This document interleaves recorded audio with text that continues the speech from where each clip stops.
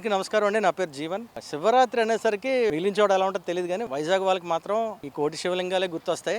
ఎవరింట్లో జాగారం చేసినప్పటికీ బీచ్ రోడ్ అనేది చాలా సరదాగా ఉంటుంది, చాలా ఆహ్లాదకరంగా ఉంటుంది. కోటి శివలింగాలు నాకు తెలిసి ప్రపంచంలో ఇంకెక్కడ ఇలాంటి పూజ అనేది జరగదు, వైజాగ్ లోనే జరుగుతుంది. నాకు తెలిసి నేను 15 సంవత్సరాల నుంచి వస్తున్నానంటే it is I think more than 30 years నుంచి కూడా ఇక్కడ చేస్తున్నారు. అండ్ ఒక వైబ్, మంచి వైబ్ క్రియేట్ అవుద్ది, చాలా డివోషనల్ గా మారిపోద్ది ఈ 2 రోజులు అసలు వైజాగ్. అండ్ సుబ్రహ్మరెడ్డి గారు చేస్తున్నారు, ఫెసిలిటీస్ చాలా బాగా ఇస్తారు. లైక్ అంటే క్యూ లైన్ అది పర్ఫెక్ట్గా పెట్టడం అన్నీ చాలా బాగా జరుగుతుంది.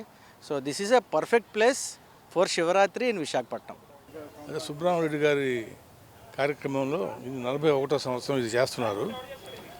దాదాపు ఆయన స్టార్ట్ చేసిందేమో కాకినాడలో చేశారు, ఒక 2 ఇయర్స్ మాత్రం అక్కడ చేయగలిగాం. తర్వాత 39 సంవత్సరాలు విశాఖపట్నంలో ఇదే బీచ్లో కంటిన్యూ చేస్తున్నాము. ఇది 41.